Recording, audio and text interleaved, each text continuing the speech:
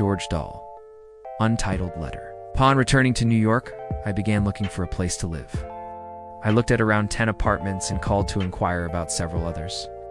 Since the secret police had already selected and prepared an apartment for me, this proved to be a futile endeavor. I signed a 2-year lease for apartment 24 at 620 East 11th Street and moved to the building in November. The apartment provides me with a place to live, but it also provides the secret police with a living environment they control. The building where I live, the surrounding buildings, and the neighborhood serve as a theatrical set. And the tenants of my building, neighborhood characters, and intelligence agents stage a theatrical production. Controlling the immediate neighborhood is a security measure, and it allows maximum freedom of action for staging operations. The building I live in is connected to 4 other buildings. When I look out my only window with a view, I see the back of a row of buildings on 10th Street. These buildings form a unit that is flanked by 3 empty lots. The secret police use these 9 buildings for staging operations and own some or all of them. The buildings may have been purchased, but it is very likely that they were acquired from the city of New York through Mayor Koch. The city government owns many buildings in the area due to non-payment of taxes and abandonment. I believe most of these buildings have no tenants or caretaker tenants. The 2 largest buildings were being renovated when I moved to my apartment and appeared to be almost tenantless until the summer of 1982. Either they acquired tenants that summer, or the secret police expended a greater effort to make them seem inhabited. The 2 buildings were renovated at a minimum cost of $500,000 each. So even if all the other buildings were acquired from the city, the secret police spent over $1 million to provide me with a $115 a month slum apartment. The basic strategy of the secret police is to be ever present. At all times and in all places, they make themselves an intrusive, oppressive, and inescapable presence. They involve themselves in every detail of my life and are present everywhere I go. At first, I dismissed the strategy of being ever present as silly game playing. But the intelligence agents responsible for planning operations clearly intended their use of thousands of collaborators to be a form of nonviolent harassment, psychological assault designed to have a negative psychological effect. Being ever present is intended to be more of an invasion of consciousness than an invasion of privacy. Being ever present is used as a means for stealing reality, and thus the ability to function normally in a real world. The secret police have imposed upon me a substitute reality. They have dismembered and appropriated the real world and placed me in a labyrinth of intelligence operations. It is difficult to relate to and impossible to adjust to the artificial, arbitrary, and hostile living environment the secret police have created. By being ever present, they try to turn the most commonplace life experiences and the activities of daily life into a maze-like obstacle course, and to make the living of everyday life a frustrating, unnatural, and disorienting experience. Since secret police operations began, I usually made a note of a detail or incident only if it stood out as unusually intrusive, offensive, or bizarre. Sometimes I kept daily accounts of every aspect of secret police operations and listed every encounter with an agent or collaborator, basing an estimate on the days and weeks when I counted agents and collaborators, and acknowledging that the nature and intensity of operations has changed over the years. I believe that a minimum of 40,000 American citizens have participated in secret police operations since they began in 1977. It is a curious reversal of everything this country has ever stood for, that 2 presidents, many of their closest associates and supporters, and personnel of law enforcement agencies now constitute the single largest group of citizens engaged in organized criminal activity. I am followed everywhere partly as a security measure, but also because it is necessary to know where I am at all times in order to conduct secret police operations.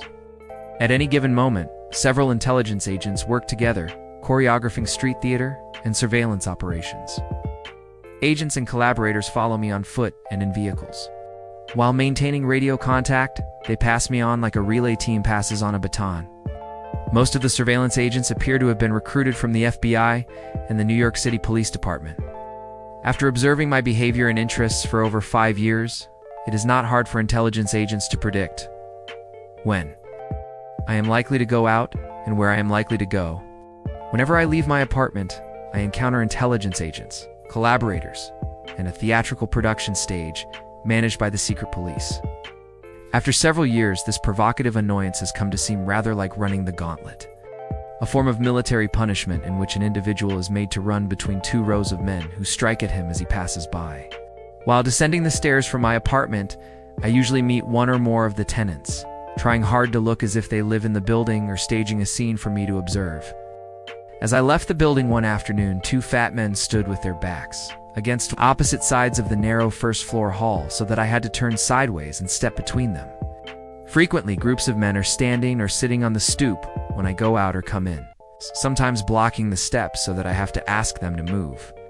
Several times a week, one or more collaborators walk by me just as I step outside. On days when it is felt some special intimidation is necessary, a police car will drive by as I go out, and again as I come home. When I go out, I almost always head west, walking through the intersection of 11th Street and Avenue B, since I then might head in any of three directions. This is the only place that operations can be planned for, with near certainty that I will enter into the staged scene. The secret police operations I encounter at this intersection are usually more elaborately detailed and choreographed than they are elsewhere, and it is very likely there are hidden cameras. There are usually twice as many people around this intersection as at any other in the neighborhood, frequently from 10 to 20 people. Corner with a hardware store, a sometimes open grocery store, and to abandoned buildings is not likely to be a favorite neighborhood hangout. Yet there are often groups of Puerto Rican and black men standing around. Often one or more collaborators will be placed on each corner, so that the only way I can avoid them is to walk in the street. As I approach the intersection, a signal is given, and people, most of whom are young men, start crossing the intersection from every direction. People walking on the sidewalks, boys riding by on bikes, and other people driving by in cars. Intelligence agents frequently use this kind of collaborator saturation placement at other intersections. This operational technique became obvious when several times, after having gone through intersections that were inexplicably busy, I stopped to count the number of people and vehicles that moved through the intersection during the next few minutes. The majority of collaborators have been involved in one basic situation. A male child or a handsome young man presents himself to be looked at, while other people observe me. Presumably, if I look at the conspicuously displayed bait, the observer witnesses claim to have seen proof of sexual interest or an attempted seduction. Within this basic situation, the secret police have devised a relatively limited repertoire of scenes, but with infinite variations. The actors have basic roles and patterns of interaction. It is somewhat like watching the same play over and over, but each time with a new cast. A few thousand such scenes were staged to create incidents that could be used to discredit me, to manufacture evidence that I was immoral, and to make a fictitious propaganda portrait of me seem to be true.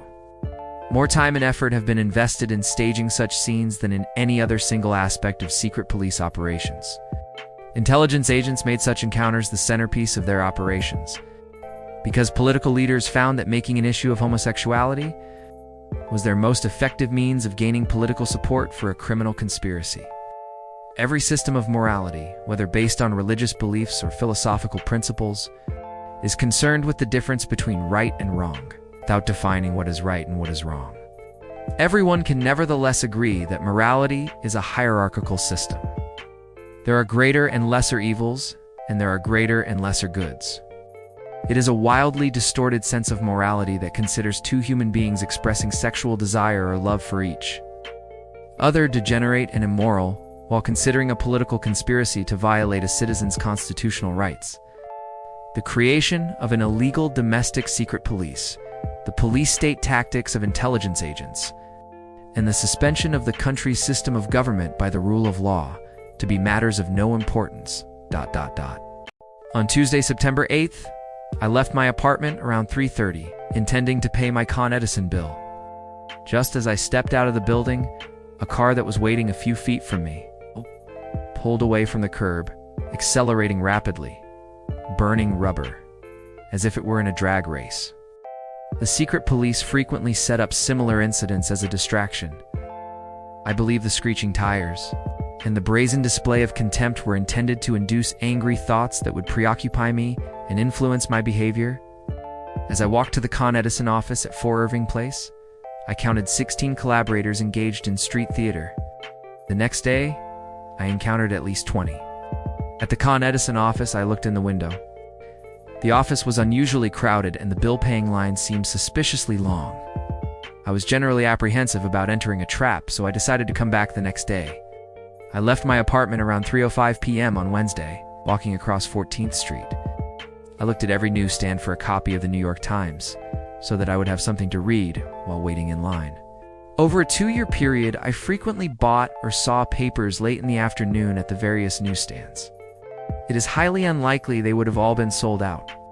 I believe intelligence agents asked the newspaper sellers to hide the papers, so that I would have nothing to do while waiting except to observe the planned operation.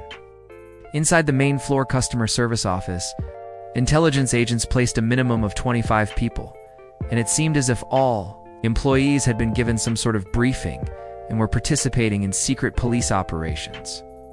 I joined the bill-paying line. There were around 10 people in line, and as I approached, 2 young men placed themselves directly ahead of me in the line. Within a few minutes, around 15 more people lined up behind me. There were 5 bill-paying windows. While I waited in line, the clerks closed their windows until only one window was left open for customer service.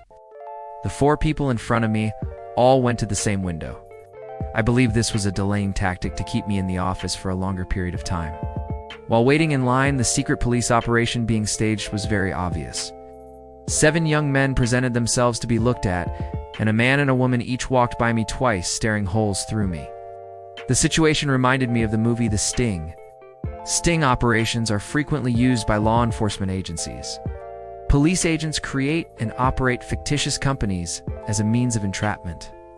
In this case, intelligence agents set up an elaborate but thinly disguised covert operation within the office of a legitimate business.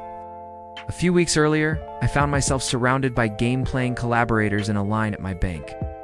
I became angry and denounced them for participating in secret police operations. I believe intelligence agents chose to restage a similar scene in Con Edison's offices, hoping to elicit the same or a similar response. An angry outburst that could be used as proof that through paranormal powers I had somehow triggered the transformer malfunction and resulting blackout. I was in the Con Edison office about 10 minutes from approximately 3:20 to 3:30. The power failure began at 3:24. I believe intelligence agents committed an act of sabotage timed to coincide with the provocative secret police operation being staged in Con Edison's office. The secret police involved at least 40 people, many of them Con Edison employees, in staging their scene in Con Edison's office. Although these people were intended to witness an angry outburst, they were also witnesses to the fact that intelligence agents were expending a great deal of effort to manufacture an incident.